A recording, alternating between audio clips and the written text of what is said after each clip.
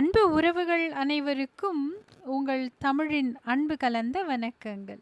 நலம் நலம் அறிய ஆவல். இன்னைக்கு என்ன தலைப்பை பற்றி பேசலாம் அப்படின்னு யோசிக்கும் பொழுது இது கொஞ்சம் வித்தியாசமான தலைப்புன்னு சொல்ல முடியாது, ஆனால் கொஞ்சம் வேடிக்கையான ஒரு தலைப்பு. பொதுவாக இந்த தலைப்பை பற்றி பேசும் பொழுது நம்மில் பலருக்கும் என் மேல் கோபம் ஏற்படலாம். ஆனால் இது கொஞ்சம் யோசித்து பார்க்க வேண்டிய ஒரு விஷயமா தெரிஞ்சதுனால உங்ககிட்ட நான் பகிர ஆசைப்படுறேன். இந்த தலைப்பு கொடுக்கல் வாங்கலை பற்றியது. நம்மள பல பேர் தேவைப்படும் பொழுது நம் நட்பு வட்டத்திடமோ இல்லை உறவினர்களிடமோ தயங்காமல் பண உதவியோ பொருள் உதவியோ கேட்பதுண்டு. அப்படி கேட்கும் பொழுது நாம தான் கொடுத்தாகணும், நீ தரலன்னா எனக்கு வேற வழியே இல்லை அப்படிங்கிற மாதிரி தொல்லை பண்ணி கேட்கக்கூடிய உறவுகள்லாம் நிறைய பேர் இருக்காங்க. அந்த நச்சரிப்பு அப்படின்னு ஒரு வார்த்தை நான் அங்கே தான் தெரிய வந்ததே எனக்கு. தொல்லை பண்ணி, இல்லை எனக்கு நீ கொடுக்கலன்னா வேற வழியே இல்லை, தயவு செஞ்சு எப்படியாவது எனக்கு உதவி பண்ணு, நான் சீக்கிரமாக உனக்கு திருப்பி கொடுத்துட்றேன் அப்படியெல்லாம் சொல்லி கெஞ்சி கூத்தாடி தலைகீழ நின்னெல்லாம் நம்ம மனசுக்குள்ள ஒரு யோசிக்கவே விடாமல் நம்ம எப்படியோ அவங்களுக்கு அந்த பணத்தை தர வச்சுருவாங்க. நாமளும் பாவம் பார்த்தோ இல்லை ஏதோ ஒரு சூழ்நிலையில் அவங்களுடைய கஷ்டத்தை அறிந்தோ நம்ம கொடுத்துருவோம். ஆனால் காலங்கள் செல்லுமே தவிர அப்படி நம்மிடத்தில் உரிமையோடு பணம் கேட்ட எந்த உறவுகளும் நட்பும் திருப்பி தருவதற்கு யோசிச்சது கிடையாது. திருப்பி தரணுங்கிற எண்ணமே அவங்க மனசில் வந்திருக்காது. இந்த மாதிரி இதில் எனக்கு நிறைய அனுபவம் இருக்குது. நிறைய உதவிகள் செய்தும் நிறைய நட்பு வட்டத்துக்கு என்னால் முடிந்த சின்ன சின்ன உதவிகள் பண்ணியும் ஒன்று எனக்கு அவங்கக்கிட்ட கேட்பதற்கு தயக்கமாக இருக்கும், ஆனால் எனக்கு தேவைகள் நிறைய இருக்கும்.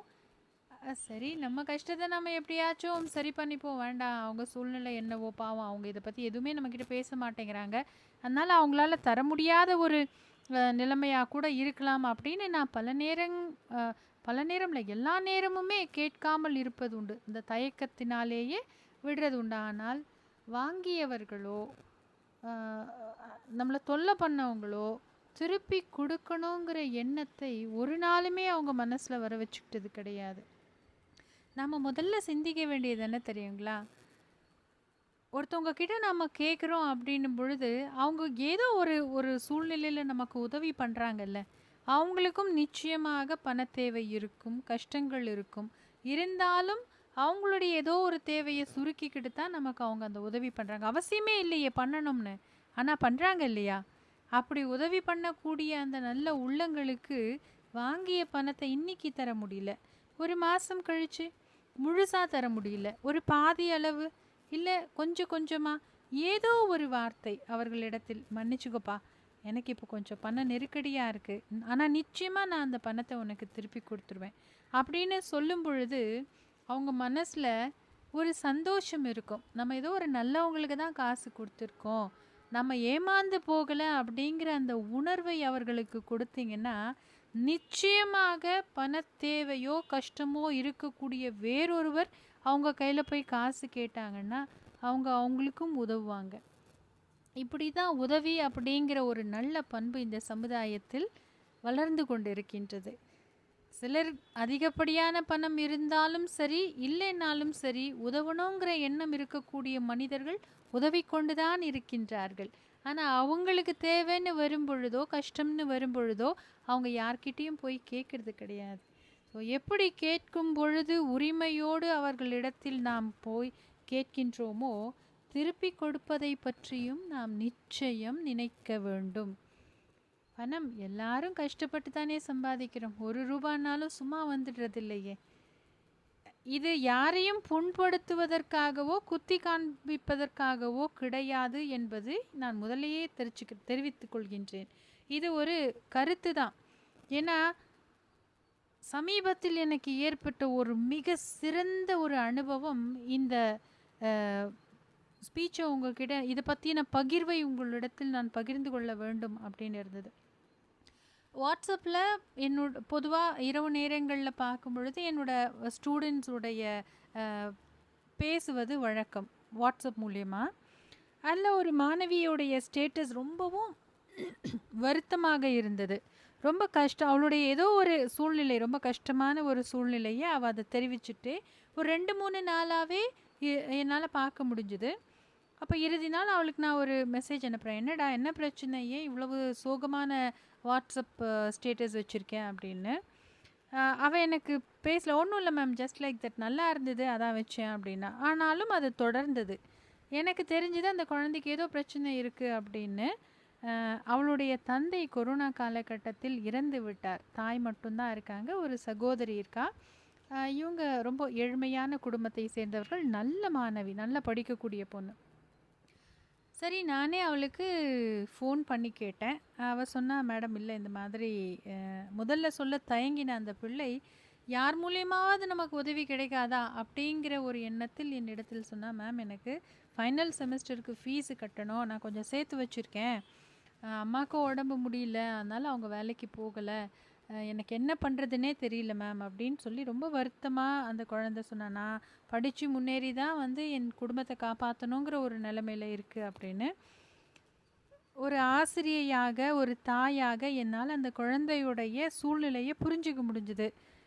எவ்வளோ தேவைப்படும்னு கேட்டேன். மேடம் ஒரு 5000 இருந்தால் நல்லாயிருக்கும் அப்படின்னு அவள் யதார்த்தமாகத்தான் சொன்னான், என்கிட்ட கேட்கவே இல்லை அந்த குழந்தை. அப்படியாடான்னு சொல்லிட்டு அவளுடைய ஜிபே நம்பரை, அவளோட ஃபோன் நம்பர் தான் ஜிபே நம்பர், அதில் வந்து 5000 ரூபாய் நான் அனுப்பி வைத்தேன். இது வந்து ஒரு உதவியாக நான் செஞ்சேன். அந்த குழந்தை எனக்கு திருப்பி தரணும், தருவா அப்படிங்கிற எந்த எண்ணமும் மனசாட்சியோடு எனக்கு இல்லாமல் தான் நான் அதை செஞ்சேன். நல்லா படிக்கிற ஒரு குழந்தைக்கு நம்மால் முடிந்த ஒரு சின்ன உதவி அப்படின்னு நான் செஞ்சேன். அதுக்கப்புறம் அவள் எனக்கு நன்றி சொன்னால், அவங்க அம்மாவும் ரொம்ப நன்றின்னு சொன்னாங்க. பரவாயில்லம்மா, அந்த குழந்தை எக்ஸாம் எழுதட்டோம்னு. அது அப்படியே கிட்டத்தட்ட அந்த பேச்சோடு முடிஞ்சு போச்சு.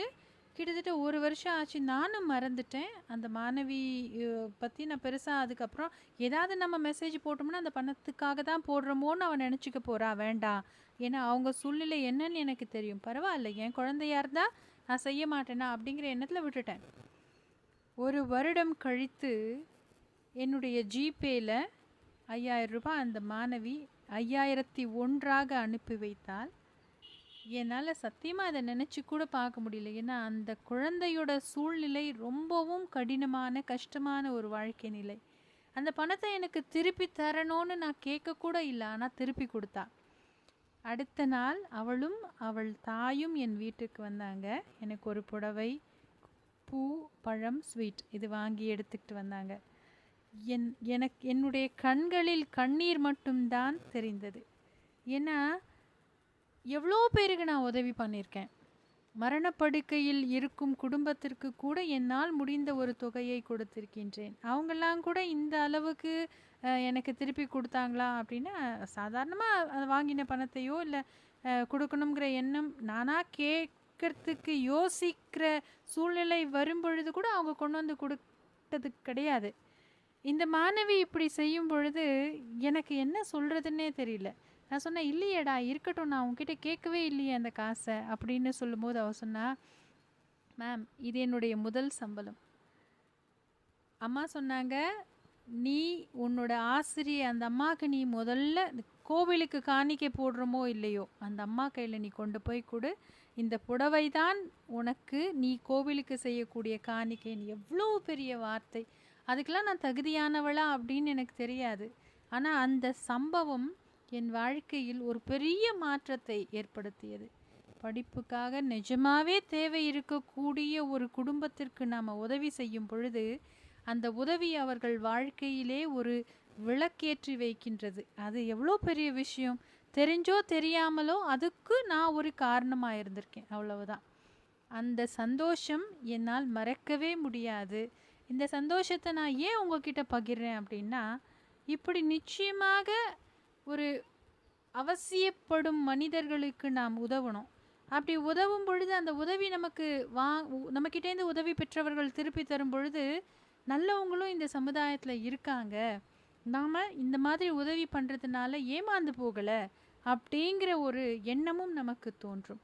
அதனால் உங்களால் முடிஞ்சதுன்னா நிச்சயம் தேவைப்படும் மனிதர்களுக்கு தேவையான நேரத்திலே உதவி செய்யுங்கள். கேட்கறதுக்கு நாம் தயங்காத பொழுது திருப்பி கொடுப்பதற்கும் தயங்காமல் நாம் வாங்கின பணத்தை கடனாளியிடம் திருப்பி கொடுப்பது தான் உத்தமம். இது உங்களுக்கு பிடிச்சிருந்தா லைக் பண்ணுங்கள், சப்ஸ்கிரைப் பண்ணுங்கள். நன்றி. மீண்டும் ஒரு சிறந்த சிந்தனையோடு வாங்க தமிழோடு பேசுவோம்.